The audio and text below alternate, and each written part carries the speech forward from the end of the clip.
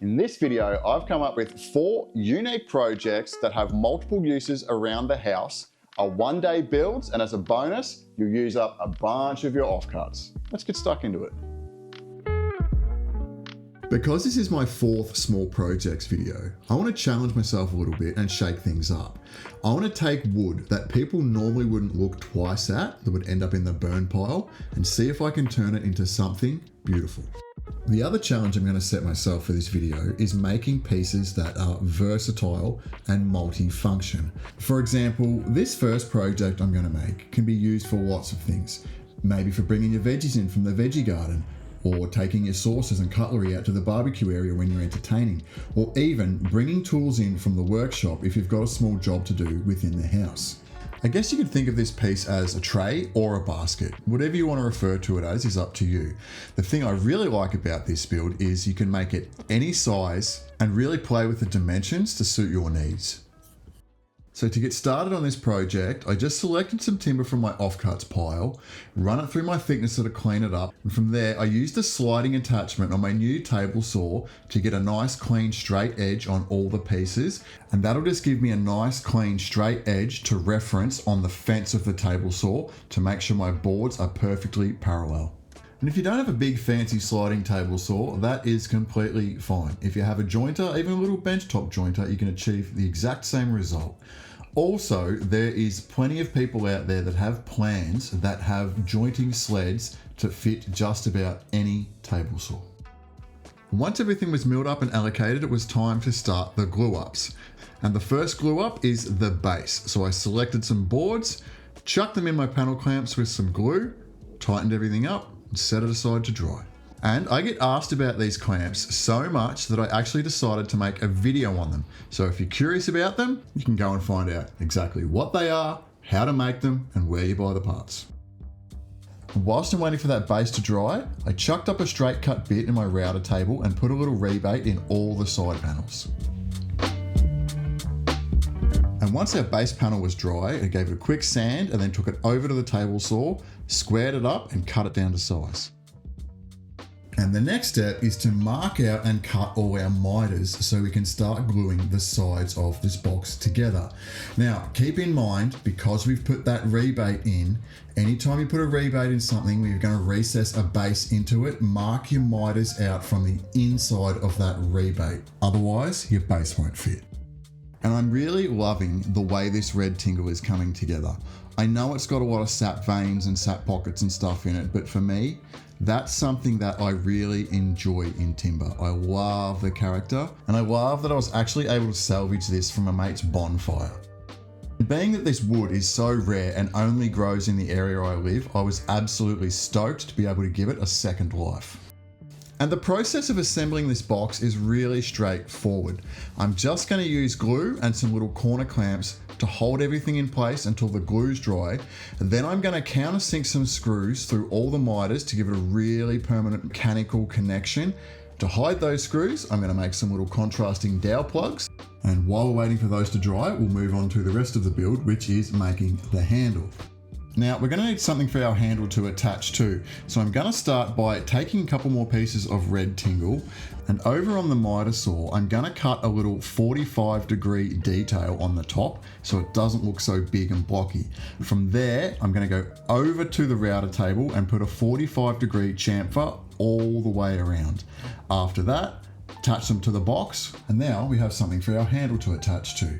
Now for the handle, I actually used an old wooden oar that I found in the rafters of the shed when we first moved into this property. It was completely unusable, it was broken, but I've slowly been dissecting it and using it for odd projects over the last couple of years.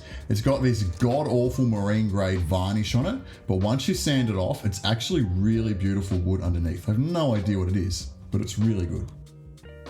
And just to bring some cohesion to the project, I'm going to go through and use the same method of drilling, screwing, and dowel plugging all this handle construction. Then I'll go through, flush cut everything, sand it, and oil it. And I am absolutely blown away by how beautiful this wood came out. I knew it had potential, I knew it was way too good for the burn pile, and I'm so stoked that I was able to give it a second shot at life. But you could even use 2x4s or pallet wood to build something like this, and it would be just as functional. Anyway, that's project 1. Still got a couple more to go, so let's move on, but make sure you stick around to the end for the reveals. Now, the next project I'm going to focus on is something super handy. It could be a paper towel holder. You could put it in your shop for your shop towels. You could even shrink it down and use it for your toilet paper. But my third project, the glue up's going to be almost identical. So I'm going to knock them both out at once, put the second one to the side, and we'll come back to it later on. And I was so happy with the way that red tingle came out that I decided to make it the feature strip for both of these next two glue ups. Now, I know you've seen me do glue ups like this before, and there's a reason for that, is because it works. This is a really good way to practice bringing different contrasts into your build. The process is so simple, but the result is so effective. It really elevates the build and it looks really trick if you manage to pull it off well.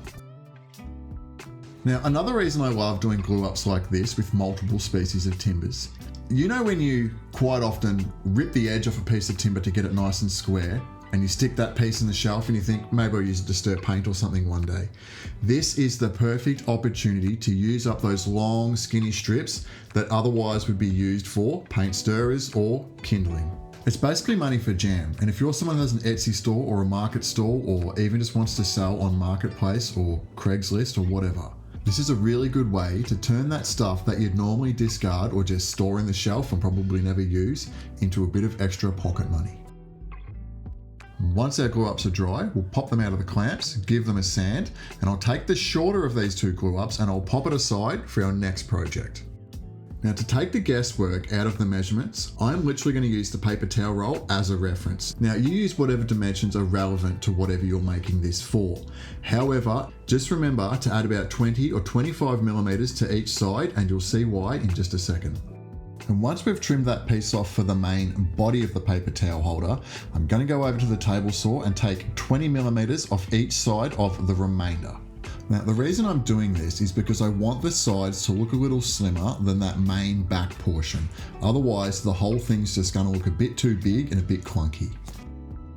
For the next step, I'm going to go ahead and mark out the side portions. This is relevant to my size paper towel. You do it to whatever size is relevant for you.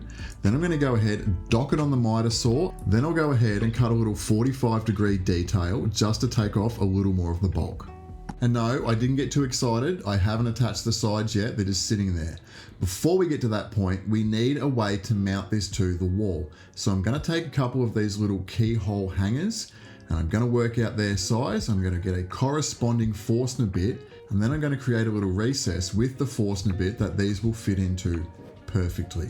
Now, remember, you'll also need to take out a little bit in the middle for the screw head to slide into. I just achieved this with a 10mm Forstner bit. All I did was drill 3 holes the length of that recess, and then I cleaned it up with the chisel. After that, we can pop our inserts in, sink in some screws, and then we'll have a way to hang this bad boy. And to attach these sides was pretty simple. A bit of glue, let the glue dry, and then later on I'll come back and put some screws in countersunk from the rear. And now we need to start thinking about how we're actually going to hang the paper towel on this. I was lucky enough that I had a little offcut left over, so I drilled a Forstner hole right in the middle of it, then split it in half in the table saw. After that, I'll go ahead and I'll shape it to that same 45-degree profile for the sides, glue it in place, and that'll act as kind of a little shelf or a little dish where that dowel can sit down in. I get asked a lot about the finish that I use on my small projects. I use a product that's made locally here in Western Australia. It's a completely organic and food-safe oil made from oranges. This stuff smells amazing and it's so great to support my local economy. The main thing I like about using these type of oils is the ease of application. You can just kind of put it on really wet, come back the next day or the day after that and give everything a wipe down with paper towel, and your finished process is done. And if you need to reapply somewhere down the road, the process is just as simple. I have an affiliate link for this stuff in my description if you're interested, or if you're in Australia, you can just pick it up at Bunnings. And more reveals to come, but for now, let's move on to project number 3. And if you watch my videos regularly, particularly my last couple of videos, you will know that power outages are something that plague my entire town. They're so frequent that amongst the community, every time the wind kicks up or it starts to rain, the first thing everyone does is run out, check the fuel level in their generators and see if they've got candles in stock. And that's what inspired me to build this next project. We don't have a generator. Every time the power goes out, we are literally on candlelight. And I realized really early on, setting up these glasses, that this would be the perfect shop board. And given that I've challenged myself to build pieces that are versatile, I think I've nailed it. And once the power comes back on, you can blow the candles out, have a couple of shots to celebrate. So all I've done so far was taken that other small glue up that we put aside earlier, I've squared it up, I've given it a sand, evenly marked out the location for all my holes. Over on the drill press, punched them through with a Forstner bit, then over to the router table with a small round over bit, round over those holes, and then they're ready for glasses. And because I like to repurpose things and recycle things, I picked up these little glasses at my local tip shop for 50 cents a pop. And the only thing that's left to do in this piece is build some legs. I kept it pretty simple. I just set it at a height I was happy with, measured that distance, then I cut a couple of pieces of Tasmanian oak. I taped them all together, and then using my little miter sled thingy on the table saw, I just cut this notch out that matches the same thickness as the actual shop board itself. Now, I actually did this twice and I forgot to film it both times. So here's a little lame demonstration of how I actually did it. And then I cut a little 30-degree angle on top just to jazz things up a bit. From there, all was left to do was untape them, pop some glue on, and just give them a little whack with the mallet and set them in place. And this project just goes to prove that just because it's easy doesn't mean you won't get a really effective result and come out with something really cool. I feel like there's too much pressure around woodworking and everything has to be so complex and so over the top for it to be impressive. This is probably one of the simplest builds I've made in a long time, and it was one of the most enjoyable things to make. I found this whole process really satisfying. And this fourth and final project is inspired by my love of Lego building and my frustration of the pieces always rolling away.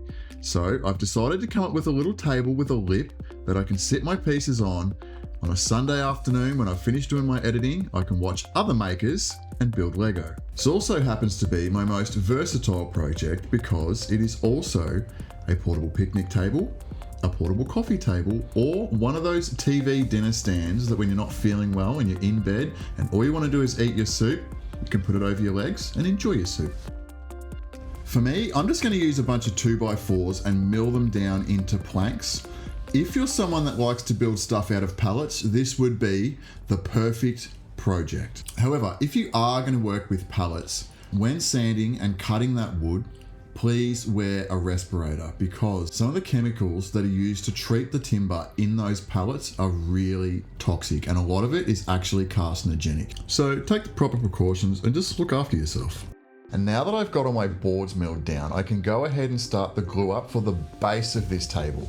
And what you see me doing here is throwing some tape around some offcuts because the boards that I'm gluing up are thinner than my panel clamps allow. So by adding that extra volume, it will allow the panel clamps to still function as they are intended. And whilst we're gluing up this panel and waiting for it to dry, I want to take the opportunity to thank you legends for getting this far in the video. And another fantastic way you can support me and help my channel to grow is by going over to my website, dinobuilds.com, and checking out our awesome merch and all my products that I've made. I couldn't do this stuff without you, and I appreciate every little bit of support. And now it's time to start thinking about our frame, and there's a few things to think about here. Earlier on, I mentioned that I want a little lip so Lego pieces and other things can't roll off. I also need to take into consideration that there needs to be enough space for some legs to fold up in so it can lay flat when I'm transporting it. So once I figured out how high I wanted that lip to be, I set my fence on the router table to that same distance. I chucked up a little 12mm straight cut router bit and I put a little rebate in a bunch of these 2x4s. The leftover space will determine the size of the legs. I also added all my roundovers at this stage because once the table's put together, it's going to be way harder.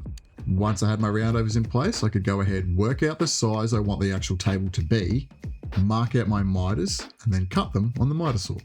From here, it's just a matter of matching that tabletop size, that panel that we made, to fit inside that rebate. Remember, when you're cutting any panel down to size to fit inside a rebate, that you measure the size of the panel from the inside of the rebate. And then it's as simple as transferring those measurements onto your tabletop or your panel and cutting it down to size on the saw. And if we've done our job properly and we've measured everything correctly, all those frame pieces should fit perfectly onto that panel. And because this frame is going to have a pair of legs swinging off it, I wanted some extra strength. So I did that same thing as I did on the first project, where I drilled and countersunk some screws and then hid them with some plugs. And I know there'll be a bunch of people cringing at the fact that I'm driving screws through mitered corners. Now, mitered corners themselves aren't that strong when it just comes to glue because it's end grain to end grain. And I know there's 1,000 different ways that you could achieve the same result. You could do splines or dovetails or box joints or whatever. But for this application, considering what this table is going to be used for, and I want it really sturdy, screws worked perfectly. And I always have the philosophy, it ain't stupid if it works.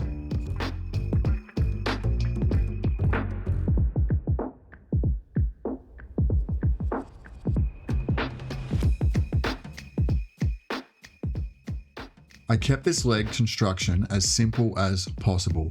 Just very basic folding legs. I just milled up 4 pieces of stock, all the same size. And I'm going to stick each set of legs together with a dowel in between. Now, keep in mind that I want one set of legs to fit inside the other set of legs. To achieve that, I'm just going to make sure that one set of legs is narrower than the other set. Now, the wider set of legs was easy. I just screwed them to the frame. For the narrower set of legs, I just cut 2 blocks the same width as the legs and glued them to the side, and then I can screw the legs onto those blocks once the glue's dry. And to stop the legs from flipping and flopping around anytime you pick it up, I made a little latch, which is basically just 2 bits of wood screwed together. The top one turns and locks the legs in place. And to attach the latch to the table, I just used glue. And bada bing, bada boom, there we have it. We've just made a bunch of really cool projects that have multiple uses, which is something that really appeals to me.